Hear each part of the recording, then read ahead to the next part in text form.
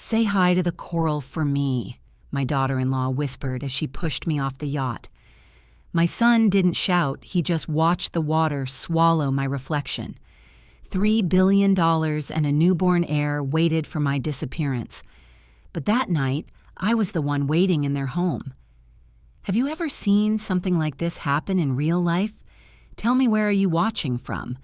Let me back up and tell you how an ordinary morning of recovery became the beginning of a quiet erasure. I wasn't naive, just too tired to question kindness that came packaged as care. At 67, I still believed that love could outweigh paperwork, that a son's voice carried truth. The morning had been calm, sunlight scattered across Beacon Hill like reassurance, and for a few fragile hours, I let myself believe I was safe. I remember that winter light, the kind that slipped through silk curtains but never warmed the room. Outside my Beacon Hill window, the city kept its rhythm footsteps on brick horns near Charles Street, a hum of routine affluence. I used to find comfort in that order. Now, after the surgery time passed, differently measured not in hours but in the pills lined neatly beside my bed. Michael called more often than before. "You sound tired, Mother. Maybe it's time we help with the house." His voice carried a softness that didn't belong to him. I could hear Vanessa in the background sometimes, her laughter faint but steady like punctuation in a sentence meant to sound harmless. Together they spoke in we's and ours words that used to mean family and now quietly rearranged to mean control. Vanessa came first that week, unannounced but perfectly timed. She moved through the house as if it were hers, her perfume preceding her like intent. "Dr. Vega would like to see you," she said. "Private clinic in Gloucester, very exclusive." Her tone was polite, persuasive final. I told her I was already improving, but she smiled the way one does when the decision has already been made for you. I noticed small things before I allowed myself to notice big ones. Papers shifted in drawers, my estate binder missing one signature page, my late husband's fountain pen gone. When I asked about it, the housekeeper looked away, cheeks red as if she had seen something she shouldn't. I told myself it was age forgetfulness, recovery fog. But fog doesn't file documents in new folders. Michael arrived the next morning with tulips and a folder. He placed both on the dining table with equal precision. "Just until you're stronger," he said, sliding the folder forward. "Vanessa and I can manage the accounts and the staff. Less stress for you." His words dripped with patience. I'd heard the same tone once from a lawyer convincing a client to sign away her company. At dinner, their smiles stayed fixed, bright and oddly synchronized. They spoke of stability and continuity, words that had once been mine when protecting the family's holdings. Now they used them like a lullaby. Vanessa reached across the table to adjust my napkin. "You've done enough, Mother. Let us take care of you." The phrasing sounded generous, but her eyes didn't blink. Later, she suggested a few days on the yacht. "Sea air heals everything," she said. "You'll feel like yourself again." She knew I hadn't been back on that boat since my husband died. I hesitated, but nostalgia is a treacherous thing. It dresses danger in memory. The morning we left, the harbor shimmered under a glassy sky. Vanessa helped me aboard her grip, firm, not affectionate. She spoke to the crew in a tone that implied ownership. "We'll meet Michael later today," she told me. "He's finalizing some details." I nodded, though I didn't ask what details required both a lawyer and a doctor. Inside the yacht looked newly staged. Cushions replaced cameras, repositioned. Vanessa called them security upgrades. I wondered what she wanted to secure. The water outside was calm enough to reflect the sky, and for a while so was I. When we reached Gloucester, a small motorboat approached. Dr. Marisol Vega stepped aboard, elegant, efficient, her clipboard tucked under one arm like a weapon. "Routine post-operative assessment," she said. "Your son just wants peace of mind." She smiled, clinical and unblinking. When I signed the consent form, her eyes flicked to my hand, studying how steady it was. By afternoon, Michael arrived. He looked relaxed, even joyful, as if the sea had absolved him of something. "Everything's arranged," he said. "You can rest easy now."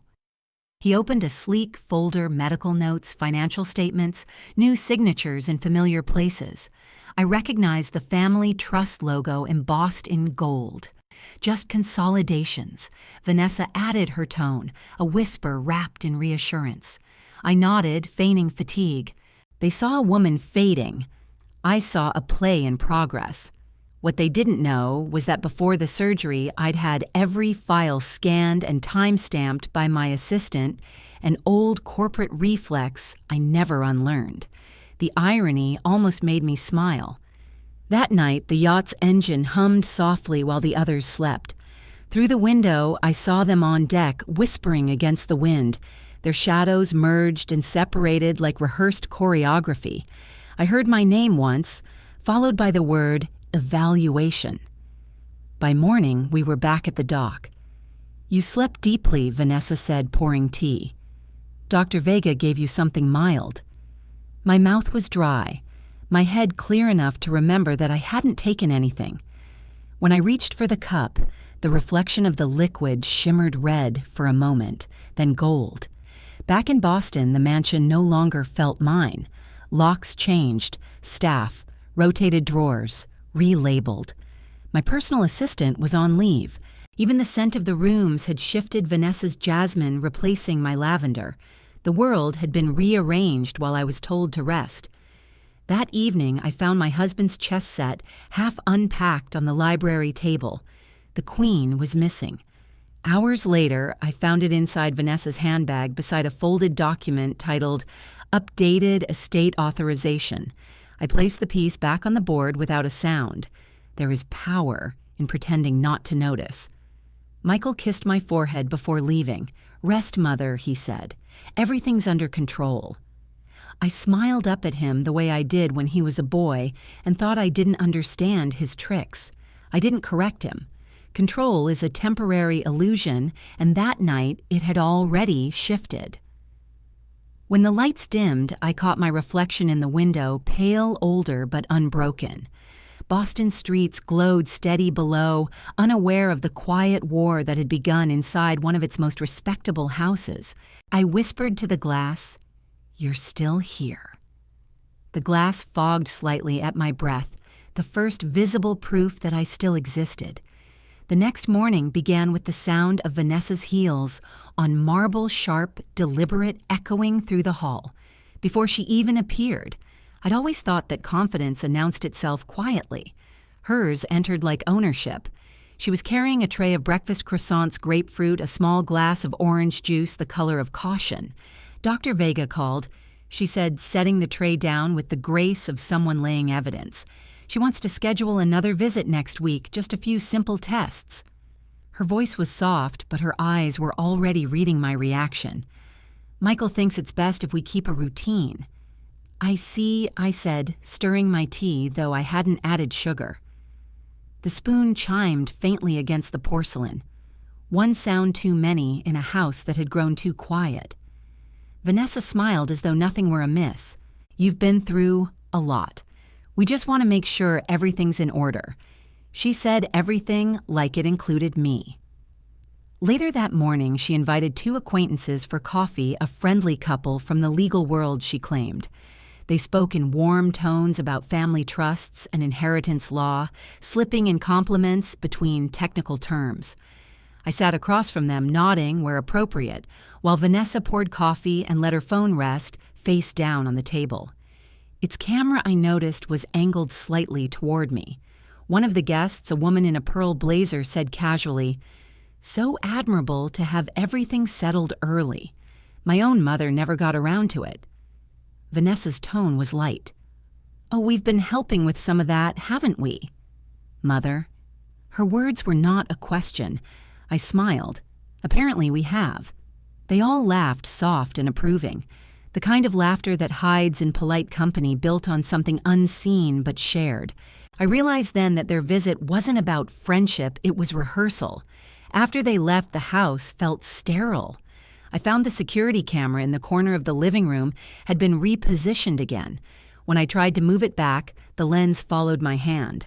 I sat by the window, tracing the condensation on the glass.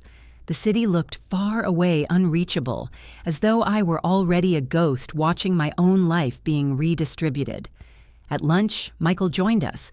He arrived with the same energy he once used for board meetings, organized, detached, persuasive. "You look pale," he said, taking the seat beside Vanessa. "Maybe it's time to simplify a few things. Dr. Vega says stress can accelerate confusion." "Confusion?" I asked, letting the word hang between us. He cleared his throat. "You've misplaced a few items recently, haven't you? It's completely normal, but if we could consolidate accounts, property management, that sort of thing, it would be safer for you." "Safer," I repeated. "You do love that word." Vanessa reached for my hand, the gesture tender but staged. "We just want peace of mind, Mother. For everyone." I looked at their joined hands resting on the table, her fingers interlaced with his. It struck me how often conspiracies resemble affection. That evening, the housekeeper brought in a stack of envelopes to sign routine authorizations, she said. I opened one. It was addressed to the family's financial advisor. The language was precise, impersonal, written to sound protective. I could almost admire the efficiency. I signed nothing. Instead, I poured myself a drink. Scotch, the kind my husband used to keep hidden for celebration. The amber caught the last of the afternoon light, golden and knowing. I sat by the fire, the glass cold against my palm, and thought of how easily love becomes leverage when you're no longer needed for anything else. Michael came in just after dusk. He leaned against the doorway, sleeves rolled, looking younger than his intentions. "Vanessa said you skipped your medication." "I skipped nothing," I replied. He nodded, patient. "Then perhaps it's time to visit the clinic again." Dr. Vega mentioned a private ward that could monitor things more closely. I turned my glass slowly in my hand. "And how closely would you be monitoring Michael?" He didn't answer.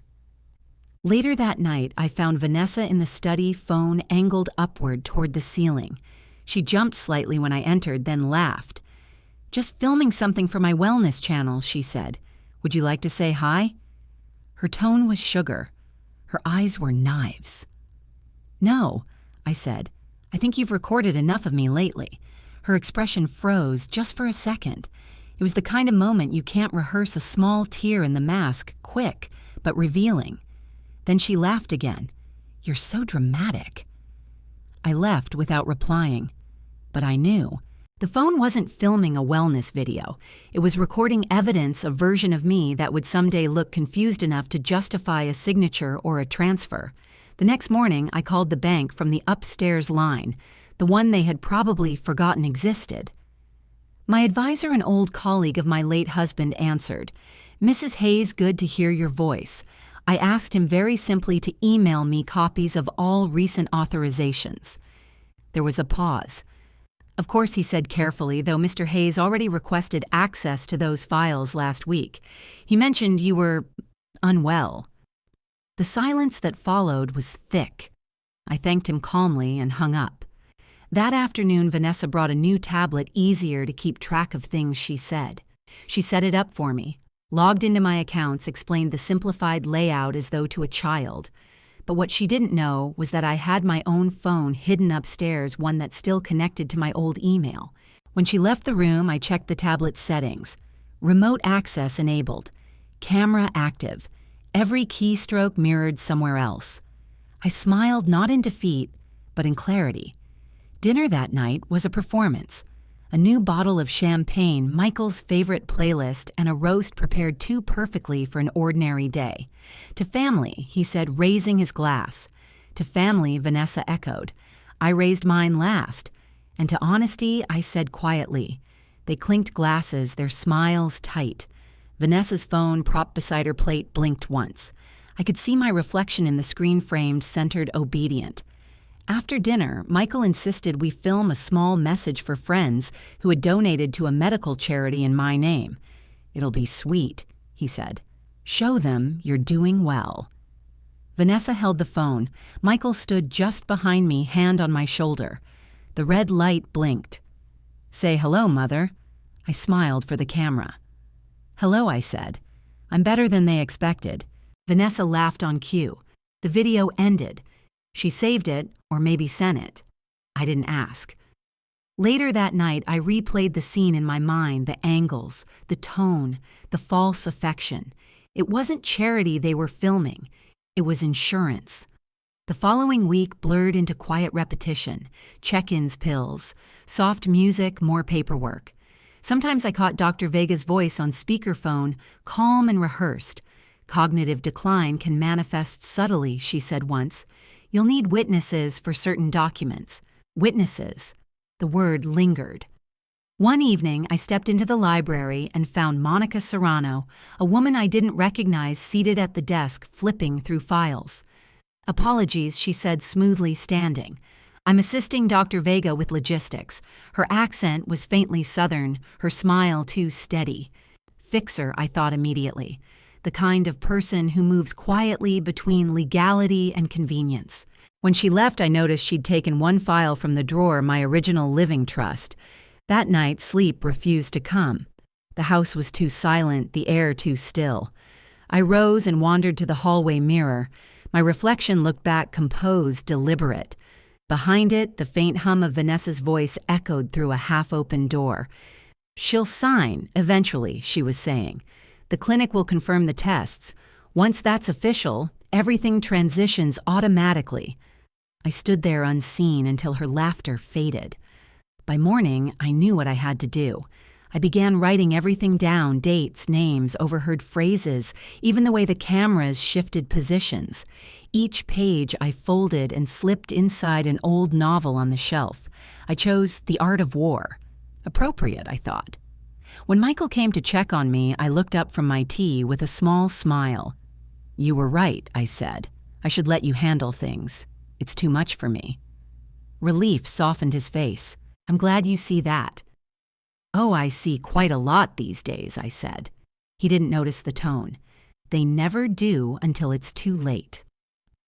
That evening, as the house settled into its nightly quiet, I stood by the window overlooking the harbor. Lights shimmered in the distance, the clinic perhaps, or another yacht waiting for its next story. I felt no fear, only precision. They had taught me how far family would go for fortune. Now I would show them how far I could go for truth. It began with an invitation that didn't sound like one. Let's take a few days on the yacht again, Michael said over breakfast. Fresh air, no stress, no interruptions. He smiled with the kind of calm people practice before a lie.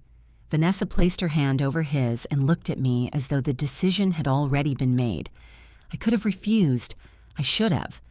But saying no in that house had started to feel like declaring war, and I wasn't ready to show them the battlefield yet.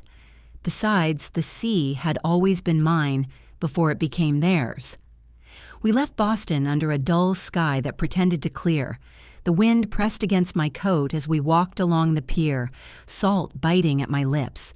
The yacht gleamed too perfectly, as if freshly staged for a photograph. Someone had polished away the fingerprints of its last trip. Vanessa guided me up the ramp with her usual performance of tenderness. Careful, mother, she said, fingers tight around my arm. These decks can be slippery. I remember, I said. My voice was steady, but my heartbeat wasn't. Dr. Vega was already on board, clipboard in hand, her coat the color of bone.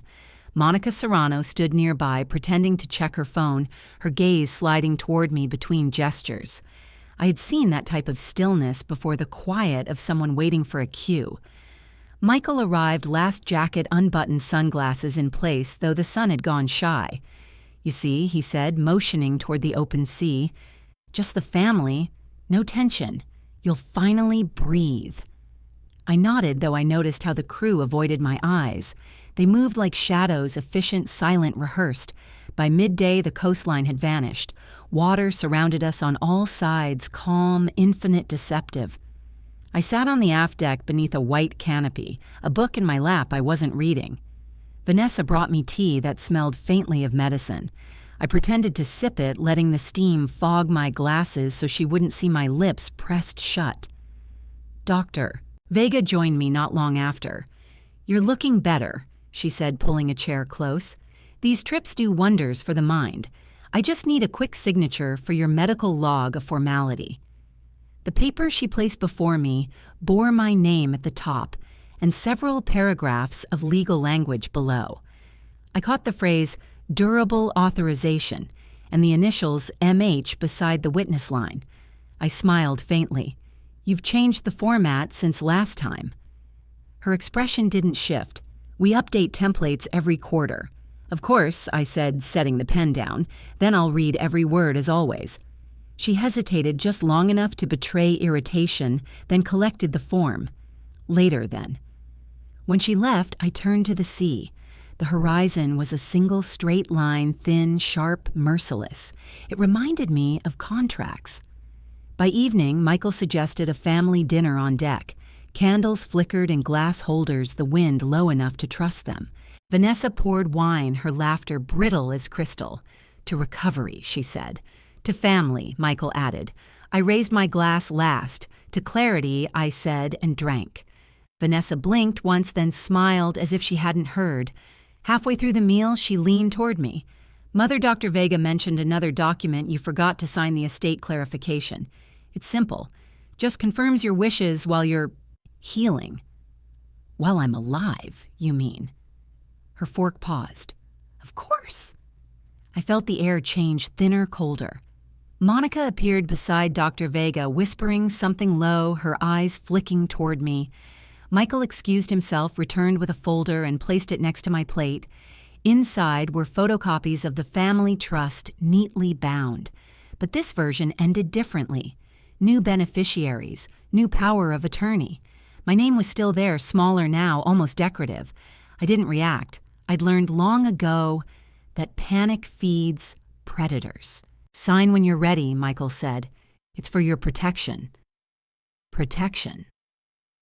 I thought the most elegant synonym for erasure. Later, Vanessa suggested we move to the upper deck for fresh air. The sea had darkened to indigo, the wind heavier. The crew disappeared below, leaving only the four of us, Michael, Vanessa, Dr. Vega, and Monica. I wrapped my shawl tighter and followed each step, echoing like a verdict. Up there, the world narrowed to waves and wind. The table was gone, replaced by a single chair and a stack of papers weighted under a glass ashtray. A camera stood on a tripod a few feet away, red light blinking. Insurance documentation, Dr. Vega said smoothly. We record for verification, standard practice. Monica adjusted the tripod. Frame's good, she said. Michael gestured toward the chair. Sit, Mother. The wind's strong. It'll be quick. I sat. The metal felt cold through the fabric. Vanessa handed me the pen again, her fingers brushing mine too deliberately. The paper's header read, Statement of Cognitive Capacity. It was formatted like a medical attestation, but ended with a line transferring temporary oversight to Michael Hayes. Say it on record, Vanessa said softly, that you trust your son to manage things while you recover. I looked straight at the camera. I trust what's earned. Vanessa's smile faltered. Mother, that's not what you rehearsed, I finished. The wind rose, tugging at the papers. One slipped free, fluttered toward the railing. Vanessa reached out to catch it. Michael steadied the tripod. For a brief, absurd moment, we were all chasing control in different directions. Dr. Vega exhaled sharply. Let's finish this before the weather turns. I leaned back, eyes on the horizon. Funny, I said. It always turns when you least expect it. Michael's jaw tightened. He stepped behind me, one hand on my shoulder. Just sign it. I looked at the hand, then at the water below silver under the dying light. I could hear the engine slow, the hum flattening into silence. Even the waves seemed to pause. That was when Vanessa's voice broke through the windlight, rehearsed deadly. Hold the rail, Mother. It'll make you steadier. The camera's red light blinked once. I stood, fingers on the railing, feeling the cold metal vibrate beneath my palms. The sea smelled like memory salt iron inevitability. Somewhere behind me, Michael said something about the future. I didn't hear it. I was listening to the rhythm of the tide, measuring timing breath distance. Then Vanessa moved closer, her perfume slicing through the salt. Say hi to the coral for me, she whispered. The words barely reached me before the world tipped. The deck rushed away, the sky turned inside out. I caught a flash of white, her sleeve, the glint of the camera's red light, and then water. Cold, absolute closing. Salt filled my mouth. Sound fractured into a single thrum. For an instant I let it happen, the pull, the weight, the surrender. Then instinct returned, not panic but calculation. I kicked once, twice, eyes open in the sting. The world blurred into silver and dark. Somewhere above, a motor groaned, shifting gears. Then silence. They were leaving. I let myself sink just long enough for certainty. Then I swam sideways, not up away from the yacht's propellers, toward the faint, green glow beneath. Gloucester's coast was near. I had memorized the currents years ago. When my lungs began to burn, I rose. Air broke over me like glass. The yacht was already a shrinking silhouette against the horizon, its lights flickering, orderly, deliberate, final. I floated, listening to my heartbeat, hammer against the Atlantic. Each breath tasted of metal. Somewhere deep inside the soaked fabric of my coat, a faint red light blinked the waterproof recorder I'd worn beneath the lining. It had caught everything. A fishing boat passed hours later, its captain cursing softly when he saw me clinging to a buoy. "You're lucky, ma'am," he said as he pulled me aboard. "Tide's cruel tonight." "I've learned that," I whispered. He offered a blanket and called the harbor patrol. When they asked who I was, I said only Margaret Hayes. I had an accident. Nothing more. Not yet. At dawn, the harbor lights glowed amber against the fog. I refused the ambulance, signed the papers myself. The officer insisted on a report. I gave one vague, steady, intentional. "I slipped," I said. "They'll be worried." He nodded, jotting notes. "We'll inform the yacht when it docks." "Please do," I replied. By the time they contacted Michael, I was already in Boston, wrapped in a borrowed coat, my soaked clothes sealed in a bag that now held more truth than they could imagine. When I reached the mansion, the air inside was too still. Lights on, untouched dinner plates, the faint smell of candle wax and wine. On the dining table, 3 glasses too, drained one, waiting. My chair. I walked to the mantel and placed my watch there, ticking softly in the silence. They came home near midnight. The door opened with laughter, forced, high, brittle. Vanessa's voice carried first. She was calm, she said. She didn't even scream. Michael's reply was quieter. "Then it's done." I stood in the hallway unseen. The housekeeper's absence had its advantage. No one expected witnesses anymore. When they entered the dining room, I waited for the pause. It came, that small, impossible silence when a ghost doesn't vanish but stands exactly where you left her. Michael froze first. Vanessa dropped her purse. "You're early," I said. The color drained from her face. How I swam," I said simply. Michael took a step forward. "Mother, don't," I said, calm even. "You'll wake the neighbors. Vega wasn't with them that night, but her scent lingered, antiseptic and lavender. Monica's perfume too faint but traceable. The evidence of accomplices always arrives before they do. Vanessa stammered something about confusion, about medication. "You're disoriented, that's all." I slipped, remember," I said. "Just like the report will say." Her eyes widened. "What report? The one the harbor patrol filed? The one with timestamps?" Michael swallowed hard. "Mother, let's—" "No," I said. "Let's not." I walked to the sideboard, opened the drawer where they'd kept their documents. The recorder was there now, dry blinking softly inside a clear plastic bag. "This is what comes of underestimating waterproof technology," I said. Vanessa's voice cracked. "You don't know what you're doing." I turned to her. "On the contrary, I know exactly what you've been doing." The words didn't need volume. The truth carried its own sound. They didn't call Dr. Vega that night. They didn't call anyone.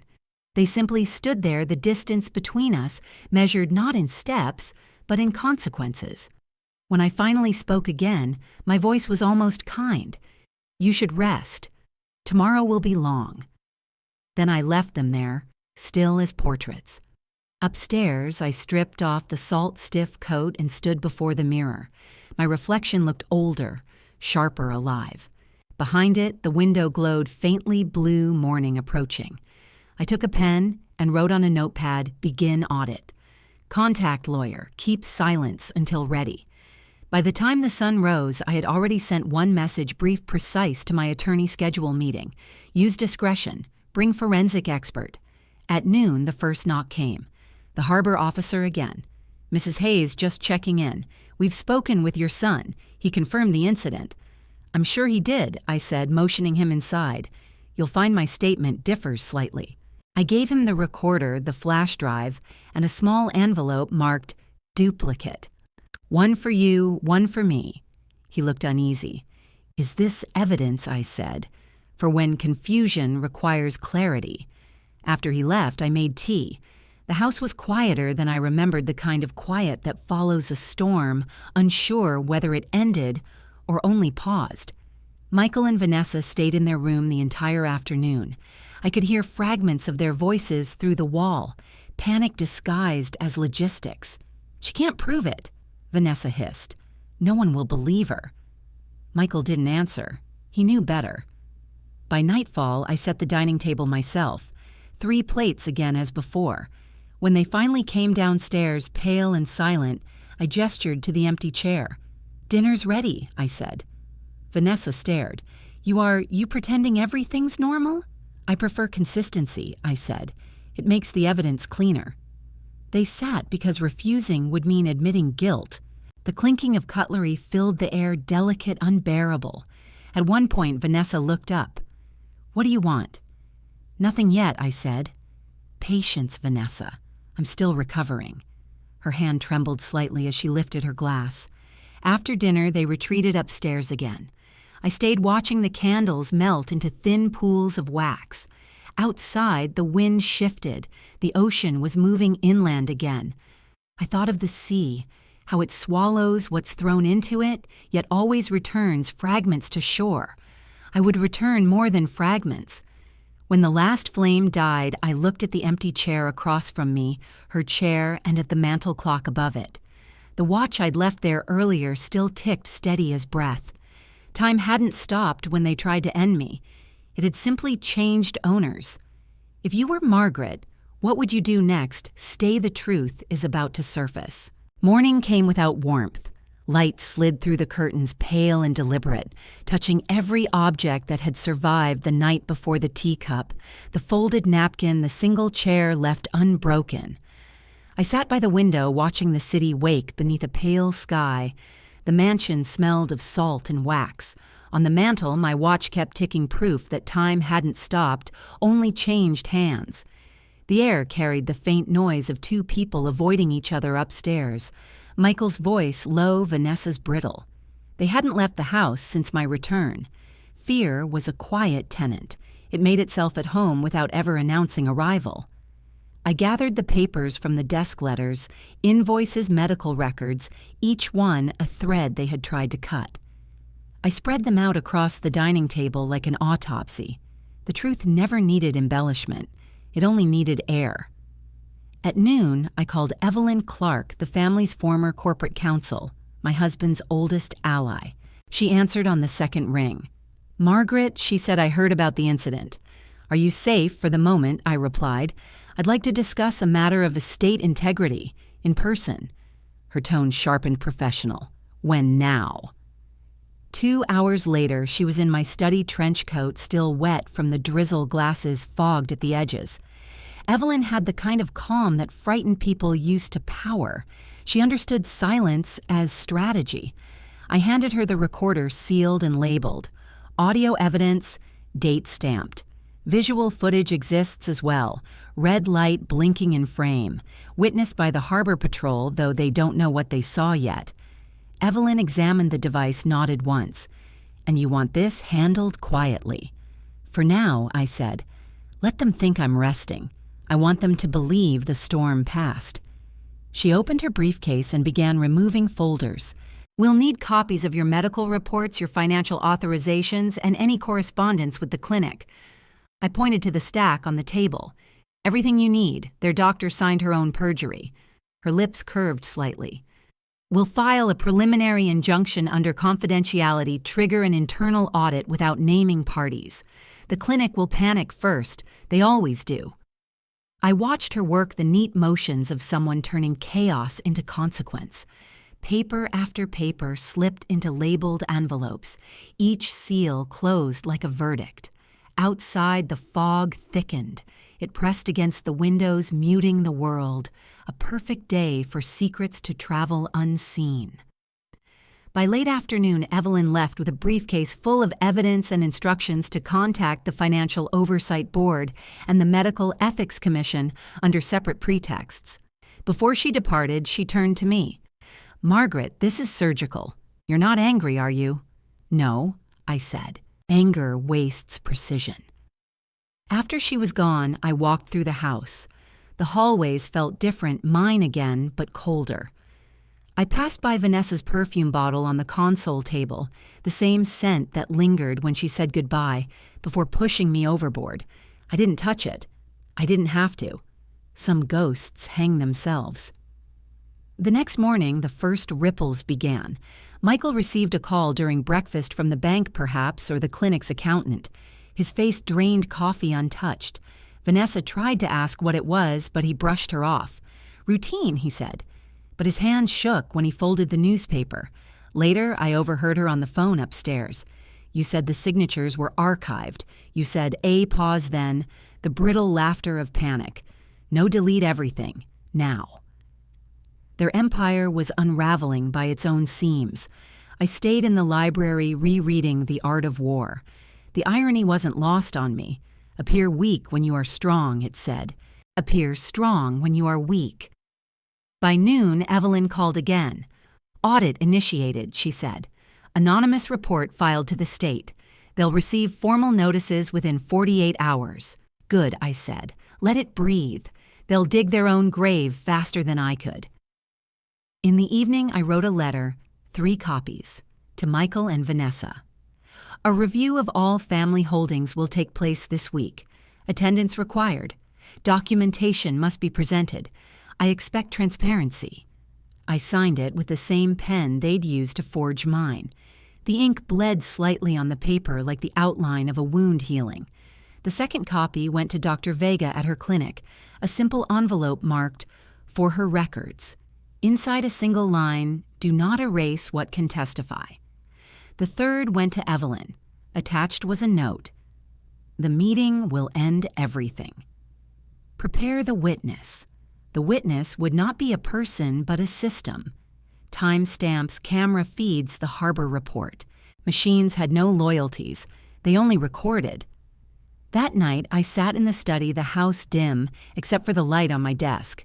Outside, rain began to fall, tapping against the glass like someone insisting to be let in. Upstairs, I heard doors slam. Whispers sharpen into accusation. Vanessa's voice rose, brittle and scared. Michael tried to quiet her, but guilt has a way of echoing through walls.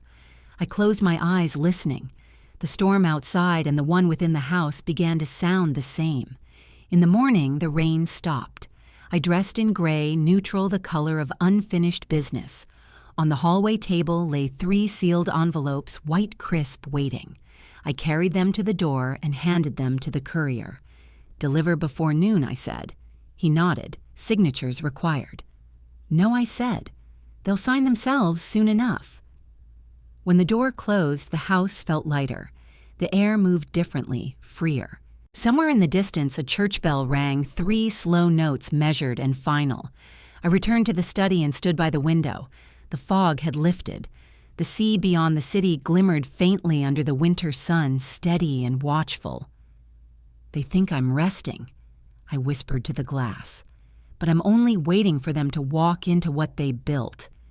The reflection in the window didn't smile. It didn't need to. The truth never chased anyone.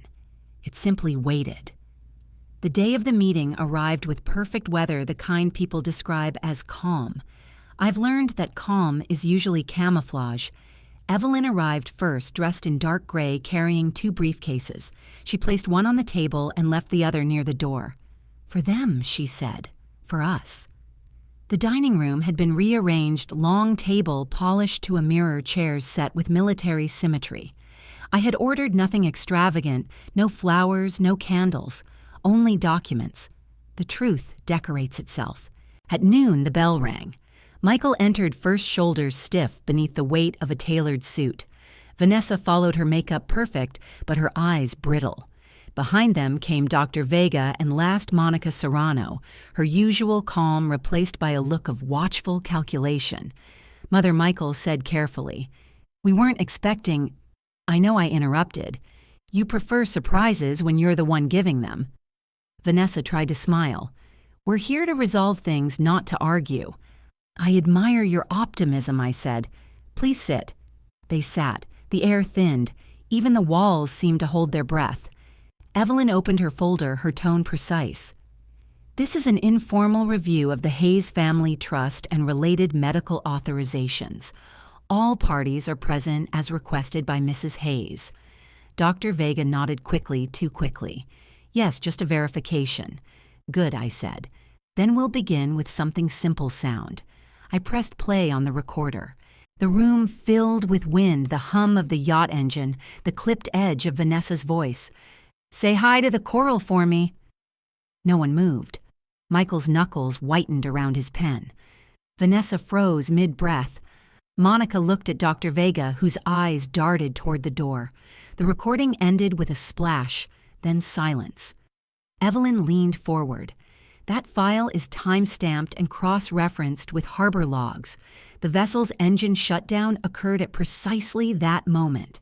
Dr. Vega tried to recover. "Accidents happen." "Not when they're recorded," I said. Vanessa spoke suddenly, words tumbling. She was confused. "She thought I thought my son would catch me," I said, but he didn't. The quiet that followed was the purest sound I'd ever heard. Evelyn opened the second folder. There are also discrepancies in the medical documentation provided by Dr. Vega's clinic signatures, mismatched diagnostic forms predated. She slid the pages across the table, each stamped with the clinic's seal. Forgery. Criminal in context. Dr. Vega's hand trembled as she reached for the papers. "You don't understand. I understand perfectly," I said. "You turn medicine into inheritance law." Michael pushed his chair back, the scrape loud in the stillness. "Mother, this isn't helping anyone. It's helping me remember," I said. "That's what you wanted, isn't it?" To test my memory, Evelyn closed her folder. "We've also filed a report to the Medical Ethics Commission and the Financial Oversight Board. They'll contact you directly." Monica stood suddenly. "I need to step out." Evelyn's gaze followed her. "You might find the police faster." "They're outside." The door opened before Monica could reach it. Two plainclothes officers stepped in, polite, efficient. Ms. Serrano, one asked, "We'd like a word." Her expression collapsed, all calculation gone. "You can't, I can," I said softly. "You were there." They escorted her out. The sound of the closing door echoed longer than it should have. Michael looked at me, eyes hollow. "You planned this." "Of course," I said. "Planning is the only thing that kept me alive." Vanessa turned to him. "Do something." He didn't move. The man who once signed my checks now couldn't lift a hand without shaking. I reached for the final envelope on the table, slid it toward Evelyn. "Transfer of all records to the authorities. Signed, witnessed, notarized." Vanessa whispered, "You'll destroy the family." "No," I said. "You did. I'm just writing the conclusion." Evelyn placed the papers before me. Final signature. The pen felt heavier than I remembered. I took a breath and signed one deliberate stroke, steady and complete. Evelyn gathered the documents, sealed them in an envelope marked, "To be delivered immediately." She nodded once. Vanessa rose abruptly, voice breaking. "You don't have to do this. We can fix it, just fix," I said. "You mean erase?" "That's all you ever learned to do." Her lips trembled. "We were trying to protect yourselves," I finished. Michael sank back into his chair, defeated. "What happens now?" I looked around the room, the polished wood, the reflected light, the ghosts of every conversation that had ever happened there. Now we stop pretending. Evelyn stood. That concludes our review. Dr. Vega slumped silent. Vanessa stared at her reflection in the table's glossy surface as if hoping to find a version of herself that hadn't yet been caught. I remained seated. The sound of a distant clock filled the space. When everyone began to move, I said quietly, "Leave the documents." They hesitated. I didn't repeat it. Within minutes, the room emptied. Only I and the papers remained ink-still, wet air still humming with aftermath. Outside, the afternoon sun broke through the clouds, scattering across the table. The light caught the edges of each page bright as glass. I placed my hand over the topmost document, my name written in full unshaken. Justice didn't knock. It simply arrived wearing my handwriting. The weeks that followed were quiet, almost too quiet, as if the house itself were exhaling after months of holding its breath. The walls stopped listening for footsteps that were no longer there. The mirrors reflected only what was in front of them, not what had been lost. I kept the windows open most mornings. The smell of the Atlantic carried through the hallways, salt, damp wood, and the faint trace of diesel from distant boats. It reminded me of survival of movement. For the first time in a long time, I didn't flinch at the sound of water. Evelyn handled everything else. Her voice came daily over the phone, firm and calm, the kind of tone that holds entire storms beneath its surface. "The commission has ruled in your favor," she said one morning. "The clinic's accounts are under seizure," came another. "And finally, with the weight of closure, there will be no appeals. They've withdrawn their claims." Each sentence she delivered erased another lie that had once felt permanent. The media had already done what the media always does. Headlines bloomed and withered within days. Heiress survives, yacht accident, family fortune under review. No one wrote about the silence afterward, the long nights when I walked the halls counting heartbeats instead of assets. No paper ever prints the cost of endurance. Investigators came and went. Boxes were carried out, sealed with tape, labeled "property of the court." The sound of them leaving was strange, hollow, decisive. When the last box crossed the threshold, the echo died. For days, I barely spoke. I let the quiet settle like dust, and for the first time, it felt earned. Dr. Vega's medical license was revoked. Monica Serrano disappeared into witness protection after her testimony. Vanessa and Michael were charged with attempted fraud but avoided prison through settlement. I didn't attend the hearings. Justice doesn't need witnesses. It only needs witnesses to act. One gray afternoon, Evelyn arrived unannounced. She carried a leather portfolio and a small parcel wrapped in linen. "Final resolutions," she said simply. We sat in the parlor where everything had once been planned against me.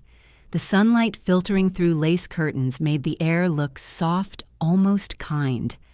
Evelyn placed the folder between us and opened it. "The estate is legally and entirely yours again. The trust has been reinstated. Your medical and financial competency have been verified independently." "Good," I said. "Let them put it in writing this time."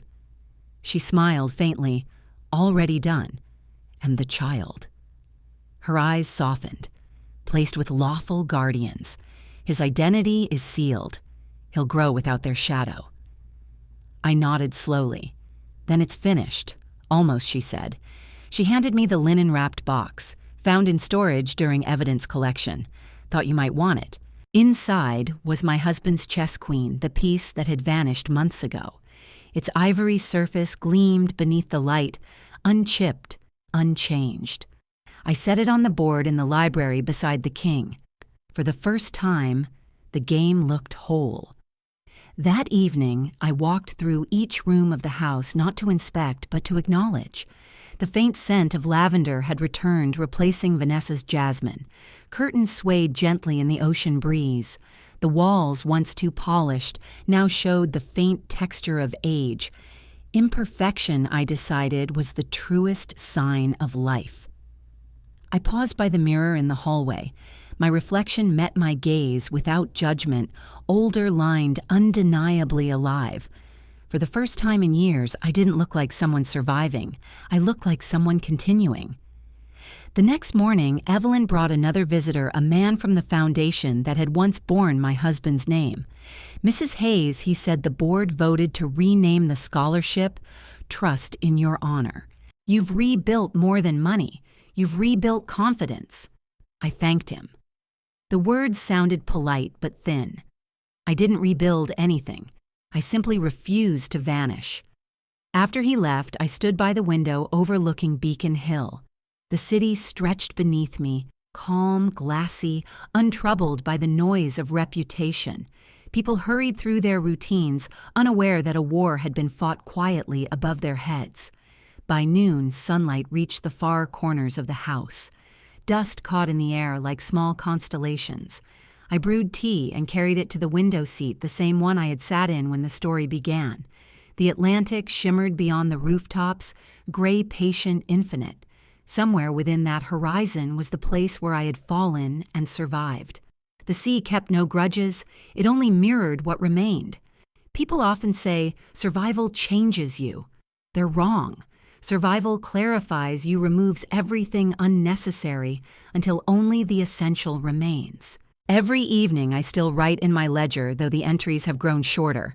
No financial summaries, no notes on evidence, just observations, morning mild, tide steady, conscience clear. Once a journalist called asking for comment. "What kept you alive?" he asked. "The truth I said, it floats." He laughed, thinking it a joke. I didn't correct him. The seasons turned. Spring painted the harbor in blue and white again. The bookstore that replaced Dr. Vega's clinic opened quietly. I walked past it once and smiled at the irony. The shelves inside smelled of paper and peace. As for Michael and Vanessa, they left Boston, sold their shares, retreated north to a small town where the winters were long and the questions few. People say remorse changes people. I think silence does it better. Some nights I still hear the sea. When the wind shifts, it hums against the windows like an old companion, reminding me that it never meant harm. The ocean doesn't choose what it keeps. It only returns what refuses to drown. Tonight I open the chessboard again. The queen stands where she belongs. The king beside her leans forward, almost listening. The rest of the pieces wait frozen, mid-game, timeless. I close the lid gently. On the mantel, the watch ticks on, steady and precise. The same sound once used to measure recovery now marks existence itself. Through the tall windows, dusk settles over Beacon Hill. The city lights bloom below like scattered embers, and the Atlantic stretches beyond, calm, endless, unchanged. Justice had arrived quietly like the first light after a storm. Peace followed later, slower but certain. Would you have stayed silent or fought louder? Tell me in the comments, your truth might surprise you. Margaret had learned that strength didn't need to shout. It could whisper through patience and still outlast deceit. Blood had failed her, but integrity, quiet, steady, had not. The truth required no defense, only the calm persistence of proof and the endurance to wait. Survival for her became less about breath and more about reclaiming the story written in her own name. She moved through silence as if it were armor, unshaken by what had already fallen. And when the world tried to blur the lines again, she drew them herself, firm, deliberate, and just.